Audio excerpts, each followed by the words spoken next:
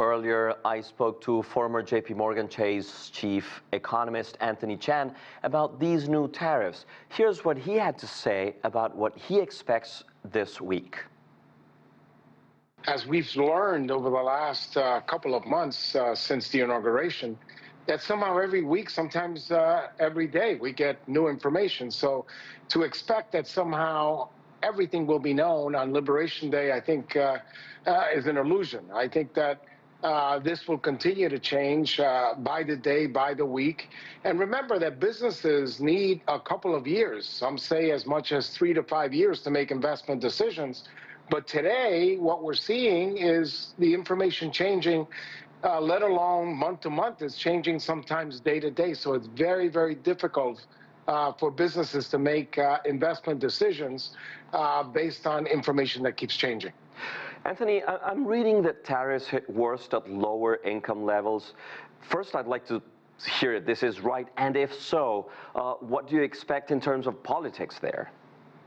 Well, there's no doubt that the lower income individuals that have a so-called higher marginal propensity to consume, what economists call what percentage of their income goes toward consumer spending, is much higher.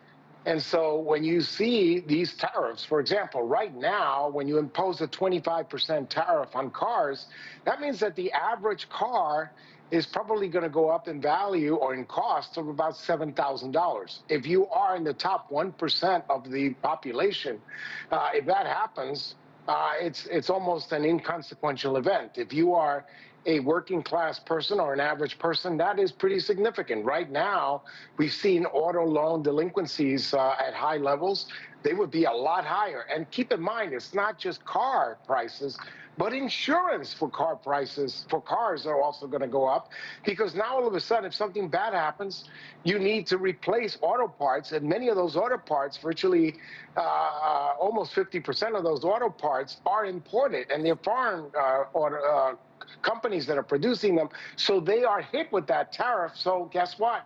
If an insurance company has to pay a higher price to fix your car after something bad happens, an accident or something, they're going to need to charge higher premiums. So you're going to get higher premiums for cars, higher car prices, and not to mention higher food prices. As you start to impose all those things, generics, more than 40% of our generic drugs come from India. Guess what? If you impose a 25% tariff, that makes the cost of health care even higher. If you thought for 1 second that people were upset during the campaign because egg prices went up from $2 or $3 to $7 or $8 in California, what do you think is going to happen when your car price doesn't go up by $2, $6, or $7, but by $6,000 or $7,000? Much bigger numbers.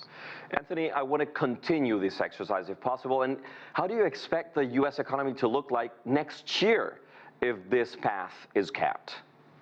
Well, if history is a guide, anytime you have these tariffs, you have retaliation. And already we're hearing many of the countries that were imposing tariffs that they're going to retaliate. So even though people think, oh, we have a trade war right now, it's terrible, the trade war hasn't even begun yet.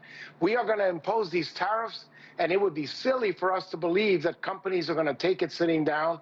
They're going to retaliate. And it would be silly to think that the United States is going to take it sitting down, because we've heard from Washington that every time a country retaliates, we retaliate again. And guess what? If we retaliate again and they retaliate again, pretty soon things get a little bit dicier.